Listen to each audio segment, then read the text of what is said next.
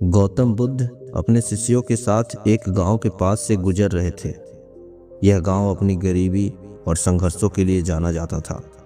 वहां के लोग बुद्ध के आगमन की खबर सुनकर उनके पास आए।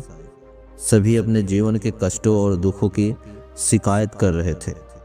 गांव के एक वृद्ध व्यक्ति ने बुद्ध से पूछा, हे भगवान, आप कहते हैं कि करुणा संसार का सबसे बड़ा गुण है, लेकिन हमारा जीवन तो केवल दुख और संघर्ष से भरा हुआ है। क्या करुणा से हमारा दुख कम हो सकता है? बुद्ध मुस्कुराए और बोले, हाँ, लेकिन करुणा केवल दूसरों के लिए नहीं, खुद के लिए भी होनी चाहिए। आओ मैं तुम्हें एक कहानी सुनाता हूँ। बुद्ध ने एक कहानी शुरू की। एक बार एक युवक था जो हर दिन नदी के पास जाता था और वहां से बड़े बड़े पत्थर इकट्ठा करता था। वह उन्हें अपनी पीठ पर बांधकर हर दिन शहर ले जाता। लोग उससे पूछते कि वह ऐसा क्यों करता है।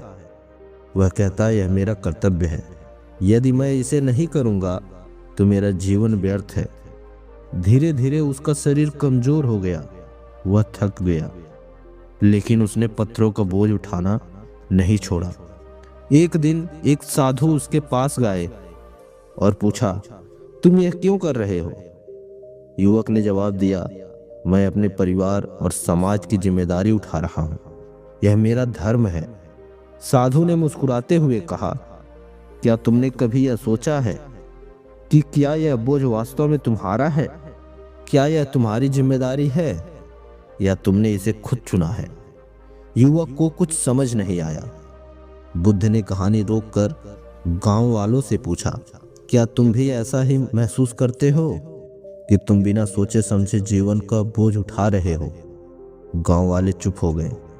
वे समझ रहे थे कि बुद्ध उनकी स्थिति की ओर इशारा कर रहे थे। बुद्ध ने कहा, करुणा का अर्थ केवल दूसरों के कष्ट को समझना नहीं है, बल्कि खुद को अनावश्यक बोझ से मुक्त करना भी है।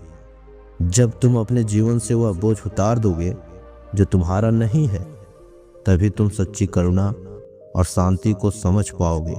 गांव वाले धीरे धीरे समझने लगे कि उनका दुख केवल परिस्थितियों से नहीं, बल्कि उनके मन की स्थितियों से भी है।